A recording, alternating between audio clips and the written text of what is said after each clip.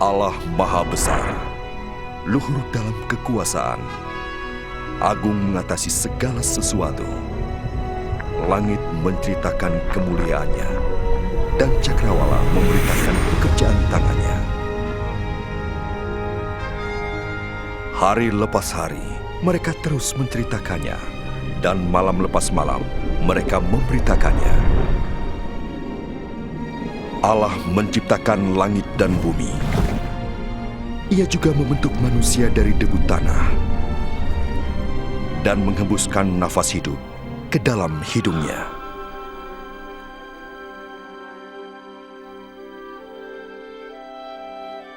Allah menciptakan laki-laki dan perempuan menurut citranya, agar mereka dapat berhubungan dengannya. Awalnya, manusia menghormati dan memuliakan Allah, serta hidup selaras dengan kehendaknya.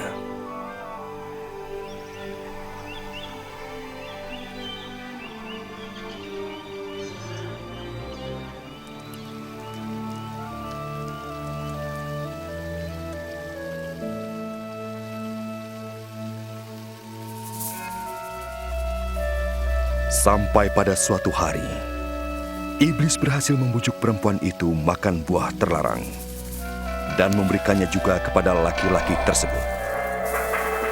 Akibatnya, manusia mendurhaka terhadap Allah dan mengikuti jalannya sendiri.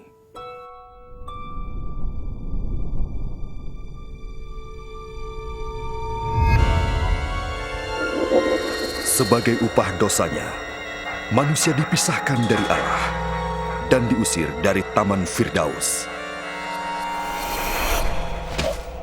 Tetapi Allah tetap mengasihi manusia. Ia tidak ingin dipisahkan dari ciptaannya. Namun bagaimanakah Allah dapat disebut suci dan adil jikalau Ia tidak menghukum dosa manusia? Di dalam kitab suci, Allah menyatakan rencananya untuk menyelamatkan dunia dari hukuman. Orang pertama yang memahami rencana ini adalah Nabi Ibrahim.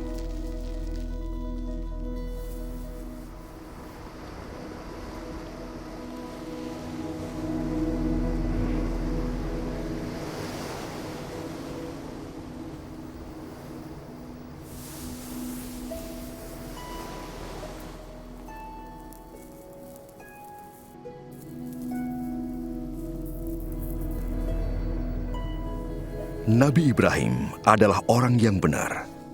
Allah berjanji untuk memberkahinya dan menjadikan keturunannya sebanyak pasir di laut dan bintang di langit.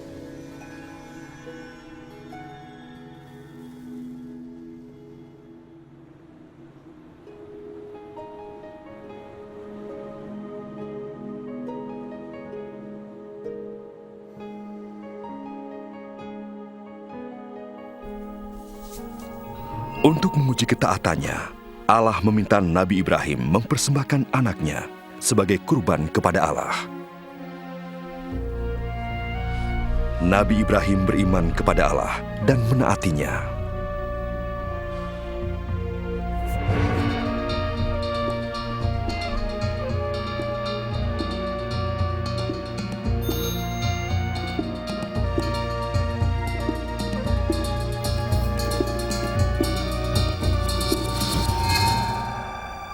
Tetapi waktu ia mengangkat pisau untuk membunuh anaknya, malaikat Allah menghentikannya. Ia melihat bahwa Nabi Ibrahim takut kepada Allah dan menaatinya. Kemudian Nabi Ibrahim melihat seekor domba jantan yang tanduknya tersangkut dalam belukar. Dan ia mengorbankan domba jantan itu sebagai pengganti anaknya. Demikianlah Allah menunjukkan kepada Nabi Ibrahim bahwa domba atau hewan sejenisnya harus disembelih untuk menutupi dosa. Sampai tiba saatnya Allah menyediakan kurban yang sempurna untuk membayar semua dosa manusia. Dosa yang memisahkan manusia dari Allah diganti dengan kurban yang memulihkan hubungan tersebut. Kitab suci memberitahukan tentang Dia yang akan datang untuk menjadi kurban yang sempurna bagi dosa-dosa manusia. Sebagaimana domba jantan menggantikan anak Nabi Ibrahim, demikian pula Ia akan menggantikan manusia agar manusia dapat diampuni. Banyak orang menyebutnya Al-Masih, yang datang untuk mendamaikan manusia dengan Allah, sekali untuk selama-lamanya.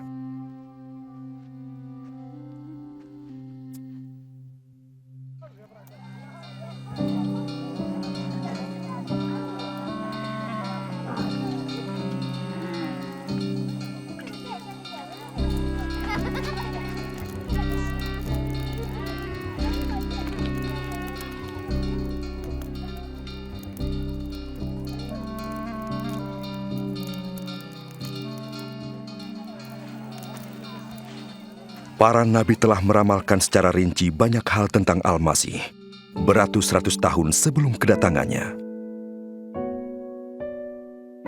Nabi Yesaya meramalkan bahwa kelahirannya akan merupakan suatu mukjizat. Seorang perawan akan mengandung seorang anak yang akan disebut sang anak yang datang dari Allah. Nabi Mika meramalkan bahwa Al-Masih akan lahir di Bethlehem. Sementara Nabi Zakaria meramalkan bahwa ia akan memasuki Yerusalem dengan menunggang seekor keledai dan dikhianati oleh salah seorang pengikutnya.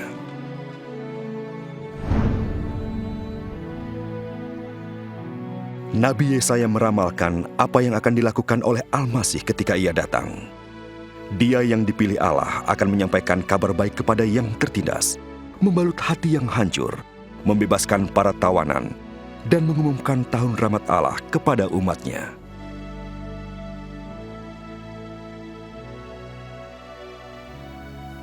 Jadi, siapakah Al-Masih itu? Pada abad pertama datanglah seorang nabi yang bernama Isa. Banyak yang berpikir bahwa dialah yang kedatangannya telah diramalkan para nabi sebelumnya. Benarkah demikian? Apakah hidupnya memenuhi ramalan-ramalan itu? Apakah Isa lebih dari sekedar nabi? Berikut ini adalah riwayat hidupnya, berdasarkan catatan para saksi mata yang tercantum dalam kitab suci.